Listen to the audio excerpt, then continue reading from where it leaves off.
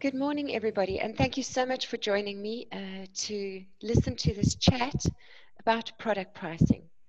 I know that a lot of you out there struggle with understanding where to start with your product pricing, how to work out your product pricing, and I'm very, very thankful today to be chatting with Penny so that we can just uncover some of the mysteries and some of the challenges that a lot of people have when it comes to their product pricing, so that you guys can all just have a starting point and some point of reference for where you can begin to nail down your pricing and just feel more confident about your product pricing. So Penny, if you will please introduce yourself to the audience and just give us a little bit of background on what sorts of products you sell.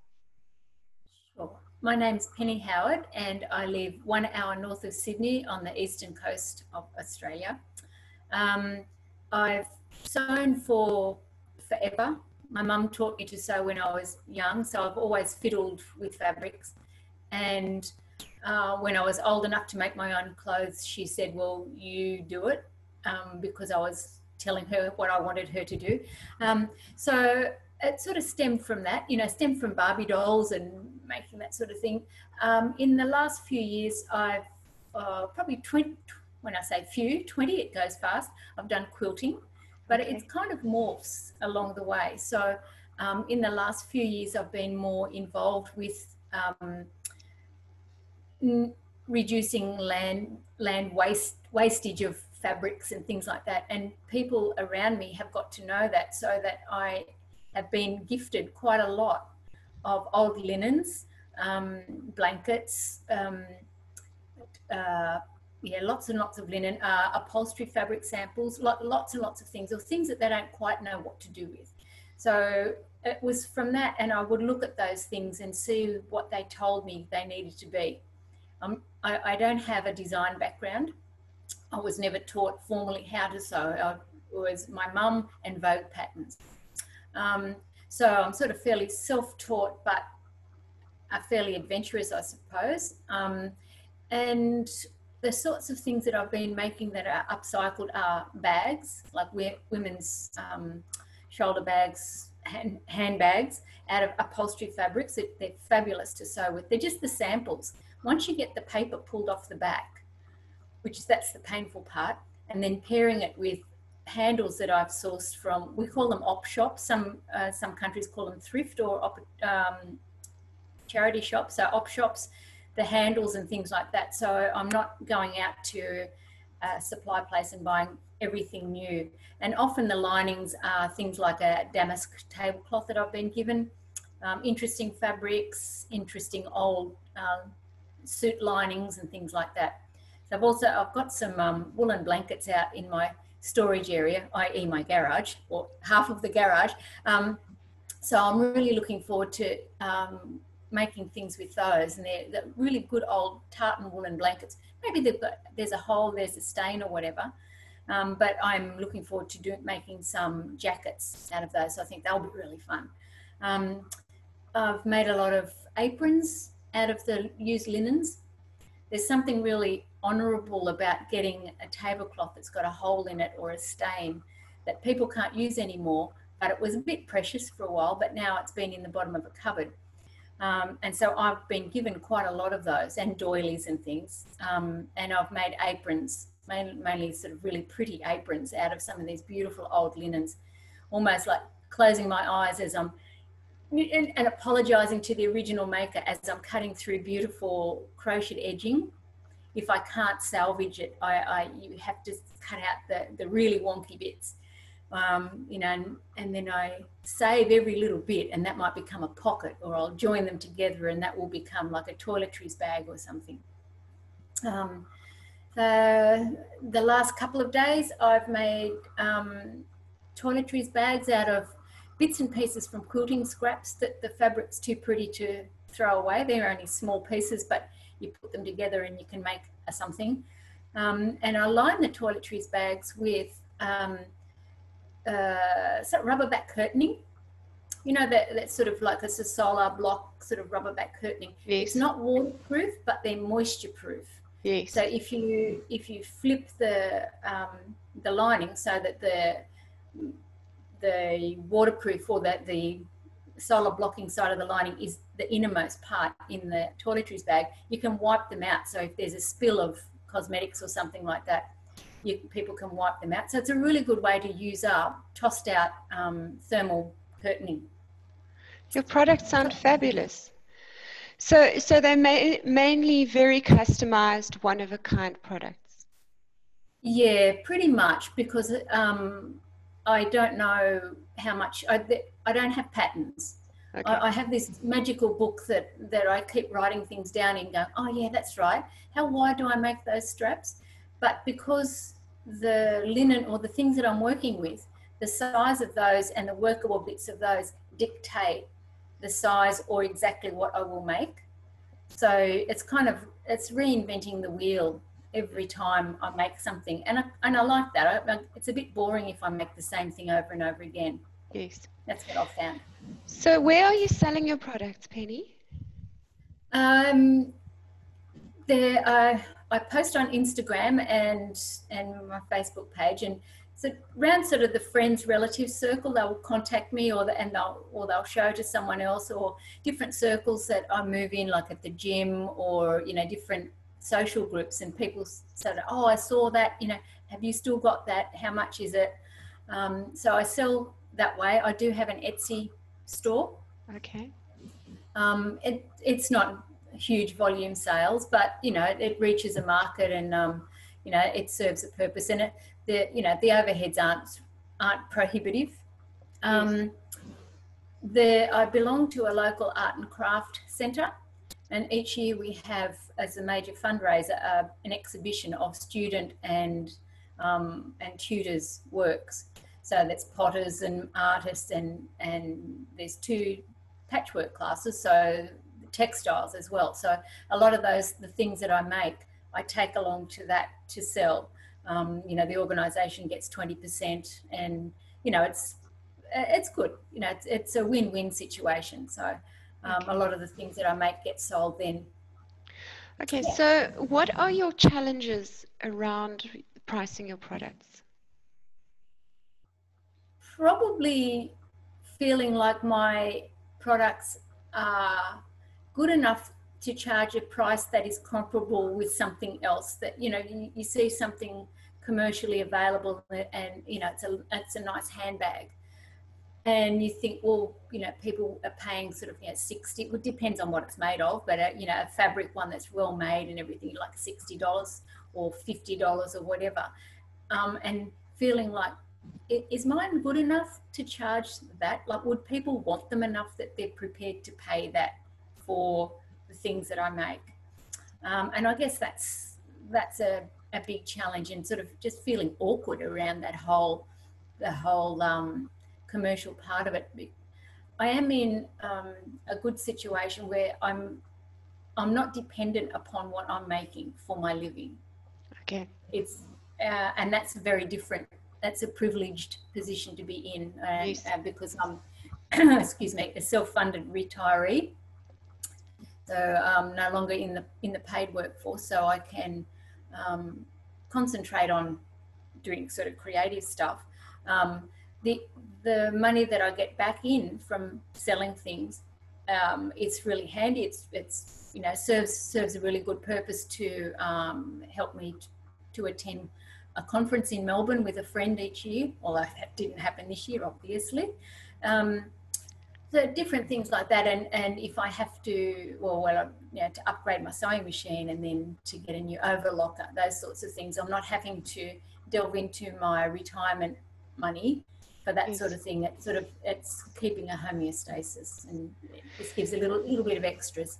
Yes. So one of the reasons that product pricing can be so varied is because people come from different needs bases.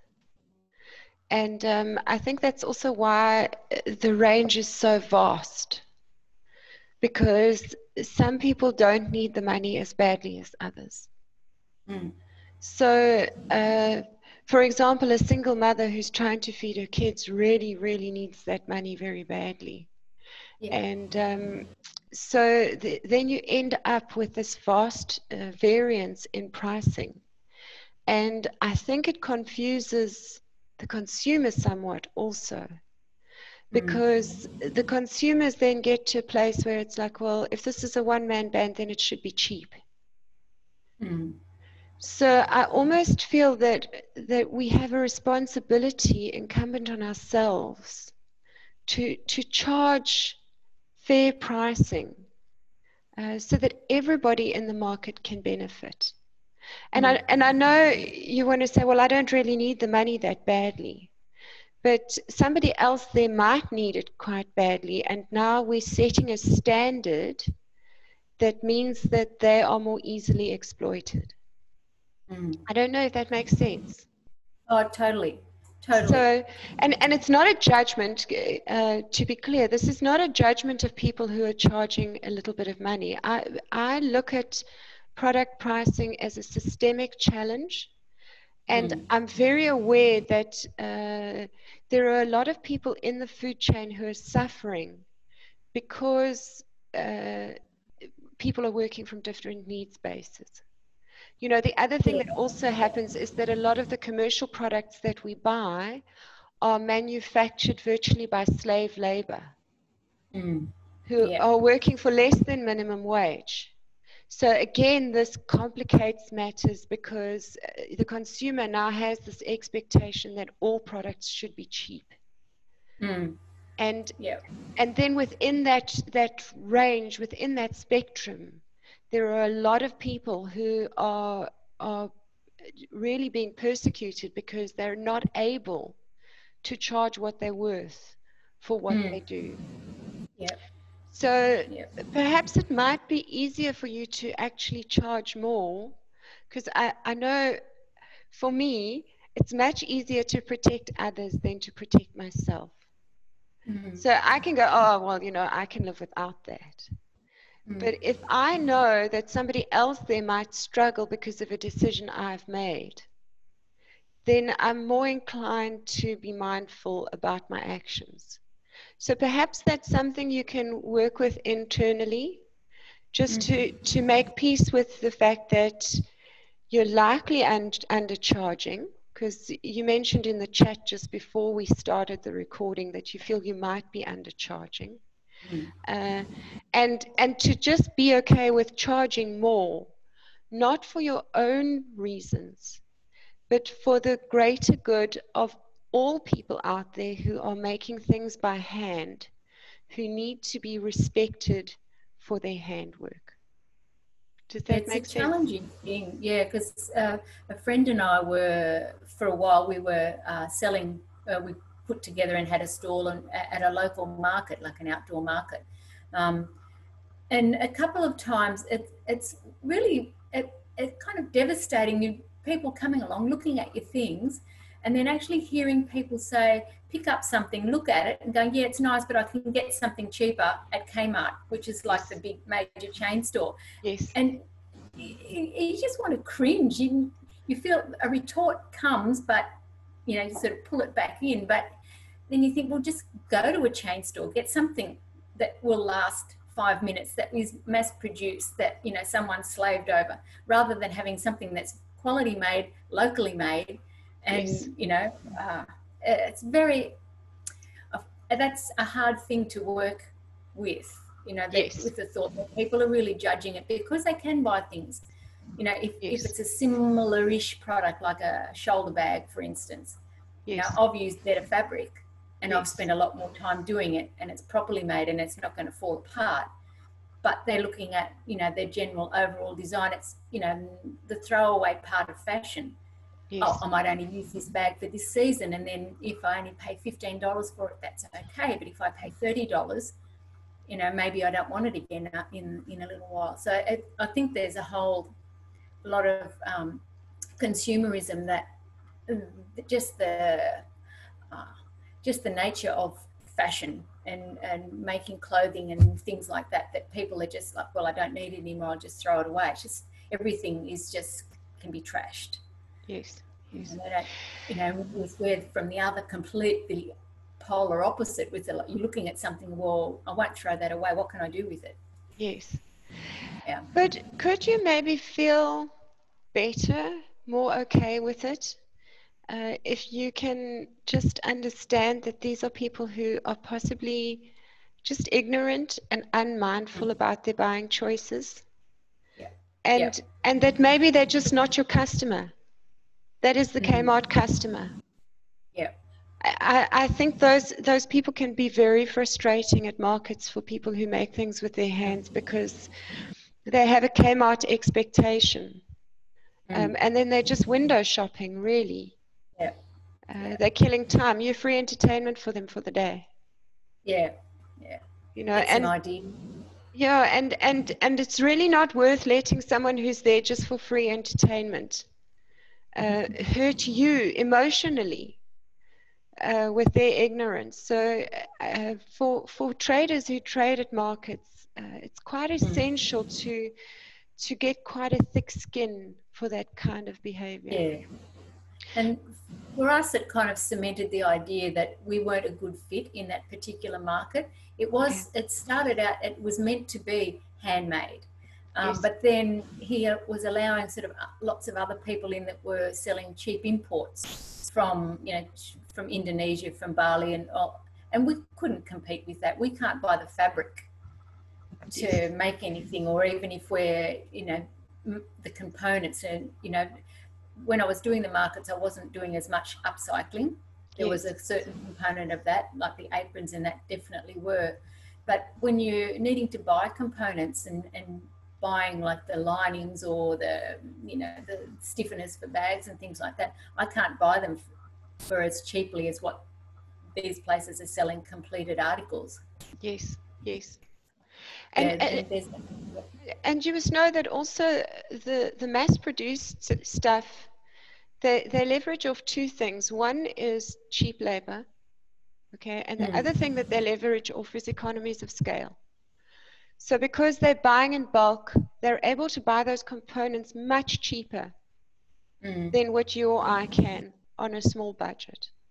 Yeah. And that's another thing that consumers just don't take into account. And when it comes to pricing and selling your handmade products, very often it's as important to find the correct placement for your market. So like you said, over a period of time, you realized that this was not your market. No. So learn to position yourself differently, where people with more discernment and who buy more mindfully buy. The other thing that comes into pricing very often is a lot of people say, well, I can't put the price up because nobody's going to buy it then. But very often what happens is you then end up selling too cheap, and then that feeling that sets into you kind of becomes inculcated in your system, that feeling of worthlessness and being abused, essentially. And that's really not good for self-esteem. Where on the flip side of that, if you put your prices up and then you just wait for the right buyer at the right price, then when that purchase happens, you feel so much better about yourself, and your confidence grows. And then you've probably made twice as much as you would have selling at the cheaper price, because and you haven't had to work so hard. You've only had to sell one or two things to make the money that you need. And particularly if you're in a position where you don't need the money in a hurry, you likely can afford to play a waiting game and wait for the right buyer at the right price. Yeah. Now, I've also heard you say a lot about the materials you use and the cost of those materials. I haven't heard you mention the cost of your time. Yeah. I mean, I'm laughing because it's really not part of what I factor in. Okay. At So all. you just leave that out of the sum. Yeah, I do. Because it's hard to calculate the costing of a total article when people have given me a lot of the fabrics that I'm using. You know, Yes. it's sort of like old linens and things like that they didn't know what to do with. So I haven't actually paid for the fabric, Yes. but I've paid for maybe the lining or the stiffening, or you know, some of those sorts of things if I can't use, sort of Yes. repurpose those sort of things. So I calculate, you know, how special was the linen. I don't know, like some of them are really special, beautiful old fabrics. It's really hard. I find it really hard to put a price on those sorts of things. And generally, and you've hit the, like, I really do not factor my time. You're like, how long does it take for me to make Yes. this? So Yeah. I'd like you to try and exercise. So pricing is always like it's like a shifting field. It's a shifting scale. And you can do certain exercises that will just help you to shift the scale. It doesn't give you one number, but these exercises can help you to just get a sense of scale and where you should be shifting things to. So I'd like you to just, after we've finished here, do an exercise where Yep. you write down the ideal amount of money that you'd like to make a month off selling your products. Just, and it can be any number. Work on a round number that's easy to work with. Okay? Yep. And then I want you to work out how many hours you typically spend on making bags in a month, on making your products in a month. And I want you to divide that ideal number by the number of hours. And that will give you the amount of money you should be charging per hour for your time. Does that make sense? Yeah. And just for the purpose of the exercise, let go of your materials. Let's say your materials are free because they're all upcycled. Okay. So that you've just got a number to work on, that you begin to own. My time is worth this amount to me. Because I know you're retired, but your time is still valuable to you. You could be sitting drinking pina coladas or something instead. But instead, you're investing love and stitches in a resource that somebody else is going to benefit from. And that time should be honored. Because those people who are buying from you, their time is honored when they get a salary at the end of the month. Why should they treat you any differently to the way they prefer to be treated? Does that make sense? Yeah, it does. Yeah. Okay. Okay, is that something you think you can work with? Yeah. Okay. I'll have a little bit of a play. I will use nice rounded numbers because maths Yes. is not my forte. Yes, yes. And because it's a theoretical exercise only, work with round, easy numbers that are easy to work with. Because, again, it's not giving you an absolute. But what I normally find is that when people do this exercise, they go, oh, really? Wow. I'm not adding that into my pricing at all. You know, and it also gives you a number that when you then are trying to price an item, a single item, you can then go, okay, I estimate I've spent 3 hours on this item. At that price, what is my time cost that I need to add in? And what very often happens at that point is people go, oh my goodness, that's going to make it way too expensive, and then they want to leave it out again. But knowing that number will still create a tension in you that will pull you closer towards adding some kind of a number in, which at the moment you are omitting completely. Does that make sense? Yeah, yeah. Okay. And I know... This shift. Yes.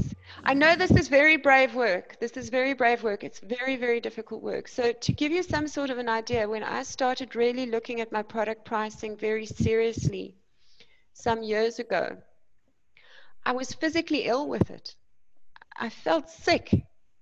It took me weeks to wade through the numbers, and it was like layers of feeling ill that came out of me. And it was not so much because I felt stupid, but because I felt that I had abused myself for so many years by giving it away for free. And it was that self-abuse that I was kind of having to make peace with, and to understand that I had done this to myself, and that the only person who could change that for me was me. Does that make sense? So it is an intensely uncomfortable physical process. You may even feel ill doing this. And if you're feeling ill, it's an indicator that you have been giving it away for too cheap for too long. Okay. Has that been I helpful? suspect that may be the case. Yeah. Yeah. Yeah. And you are very brave for telling your story, because I think a lot of people out there can benefit from this conversation. Because I'm pretty certain most of the people in our Pricing Your Products group are sitting going, wow, that's my story. So, Yeah. have you got any other challenges? Because I see we're getting near to the end of time. As far as pricing, no. Okay. Yeah, I think you've hit the nail on the head with not adding my time in Okay. at all. Not even considering that as part of my pricing structure. It was more, what does this cost me? What have I spent in order to buy the materials to make this? Or how precious is that fabric that I've used? Yes. Or what would the material costing be? But my time costing, I haven't really taken it into account. Okay. And know that there are people around the world who do this every single day. So don't feel bad or embarrassed about it. It's a very common challenge, and we've been conditioned to be this way. Every time you've sat at a market and somebody has said to you, your prices are too expensive, I could get this for cheaper, it's been bullied into you by the outside world. Okay. Yeah. Yes. All right. And I know I've given you some really difficult homework to go and chew on. Thank you so much for talking to me today. I'll let you know. Yes, please let me know how you progress. I'd Yeah, love to hear your sure. progress. Thank you Yeah, so much for thank you. doing this, Penny. Have a Yeah, great thank day. you. Thank you. Yeah, bye.